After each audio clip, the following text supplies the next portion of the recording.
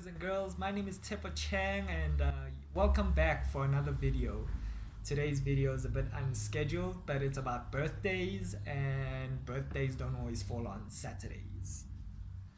And now you might be excited. Oh, it's your birthday today. It's not my birthday. My birthday's in July. Um, yeah, on the 8th of July, 1995, Colin was born. And I guess Tepo Chang after some while after that. But I actually didn't like my birthday for a while. And let me tell you why. I think this is my opinion, I'm not sure. I think that I was like I hated it because I didn't receive the same treatment that my other friends received on their birthdays. Getting nice things, the whole birthday shebang, like birthday presents, the whole party thing, and yeah, pretty much all of that. But I didn't like it because I think I once tried to have a birthday party and like only like 5 or 6 people came out of the, I think maybe 30 people that are invited. So she was like, oh, why do we need it? This is stupid. So yeah, kind of some dumb reason like that maybe. But today is actually the 29th of October. So what is so special about today? It is my dad's birthday, my late dad's birthday, according to his ID. So why do I say according to his ID? My mom says that, well, he was seeking refuge out in South Africa, and he put a different birthday because he was scared that they would track him down, that he's come to South Africa, some weird story like that. I don't understand it, so I'm not gonna get into it, but yeah, that's pretty much it. And those are two birthdays. So I told you my birthday, but why am I telling you my birthday? So my dad actually passed away on my birthday of this year, so 2019 July 8th he passed away. And I heard a story from my cousin, I guess because it was my birthday. She was like, you don't need to hate it because he smiled for the first time on your birthday. I was like, what the heck? It doesn't make sense. But then I thought back and I was like, yeah, maybe it does because my dad hardly ever smiled. Like, I probably have seen him smile less than 10 times in my lifetime. And I've lived a good 24 years. So, even ones that I can't remember, like, my first memory was probably when I was 4 years old, but I can't remember before that. Even before that, I don't think I've seen him smile. So, except on my birthday, maybe. And I look at like old photos, and he just has this weird smirk. I was like,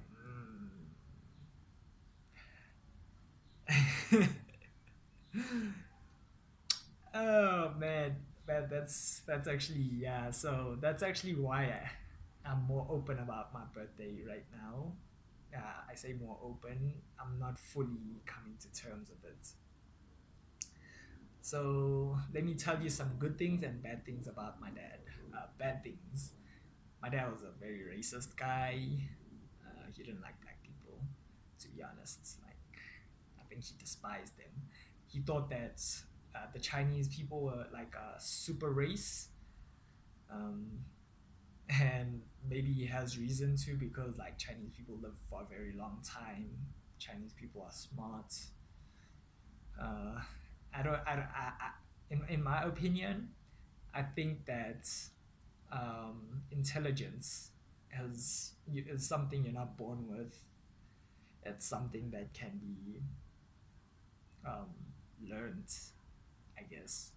Because most of the things there, we all have the same brains. I mean, maybe some of us, yeah, we all have the same brains, so that's something. And in South Africa, we all go to the same university, go through the same exams, get the same degree. It's not really a superior race, I guess.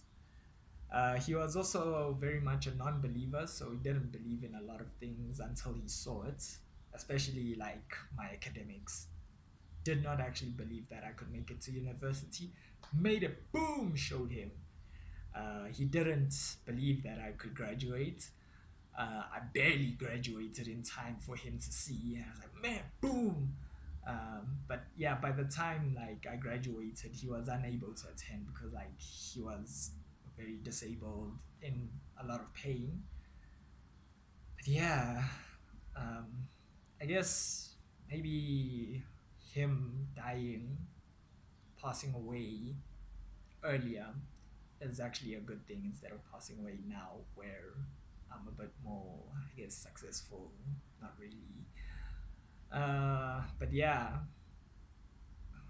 like he was suffering, so um, I guess it was good that he passed away. And people probably think that that's insensitive of me, that I don't care about him. But to be honest, like if you were like in a lot of pain and you know that your time is coming, wouldn't you feel that it would be better if it came right now? Just a question for you. But yeah, good things about him. My dad is a very kind man. Was willing to give, like, even when we didn't have. He also ran like some successful businesses. I say successful, we don't have them anymore because of some reasons here and there. But let me tell you about them. He used to do road shows with my mom. Road shows like, the Rand show, that type of things, all over the country.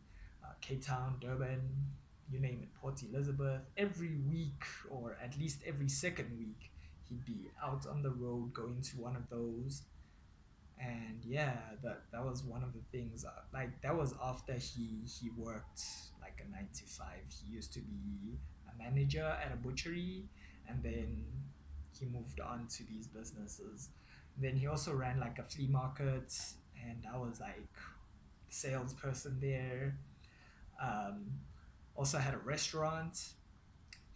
What I did was, I was the cashier, and I was also like the, I don't know, the party trick of the restaurants. I used to be able to do the whole calculate and how much your order costs with like without a calculator, and I was pretty quick at that. So yeah, pretty much people came to see that. Like there was like some points when a customer came over and was like, look, what he's gonna do. Okay, you owe us 102 and something like that. And then they're like, oh wow, you're so quick, you're so smart. And then yeah, um, yeah, but yeah, and then after that, I learned how to cook like Chinese takeaway food, so your chow meins, chow fans, that type of thing.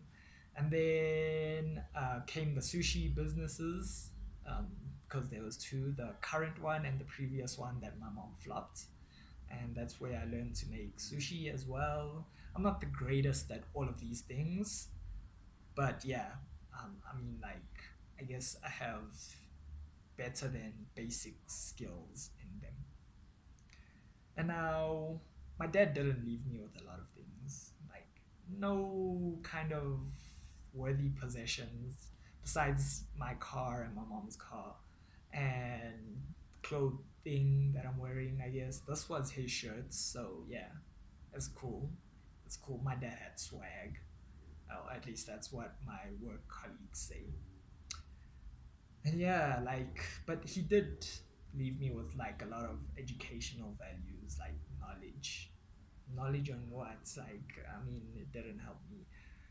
So I'd like to be more like him, being able to run like a successful business, being the kind person that he was, which is probably where I picked up like my love to do what are these things called? Community service, I guess.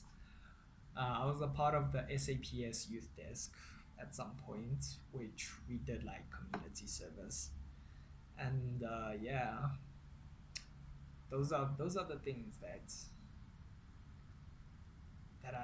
I respect about my dad.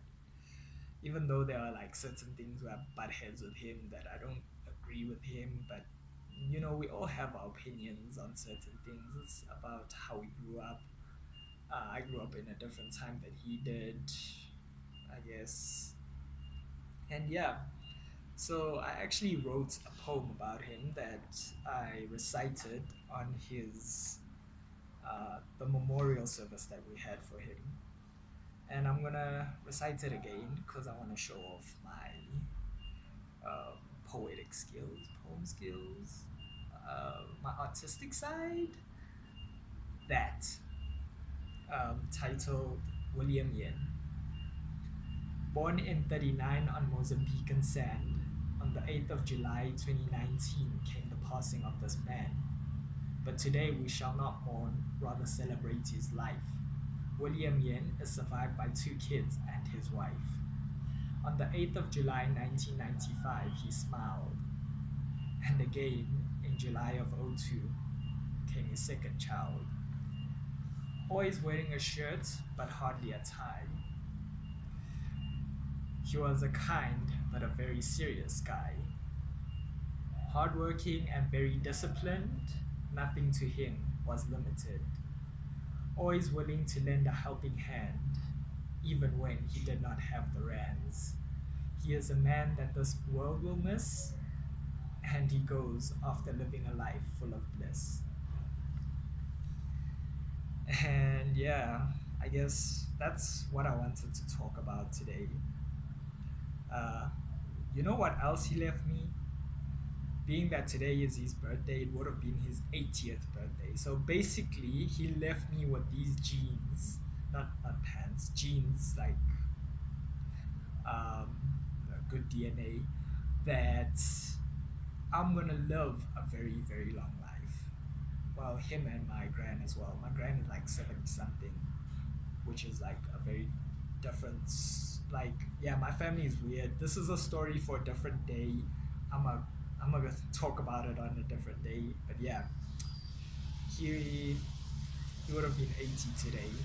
July, oh July, October 29th, 2019.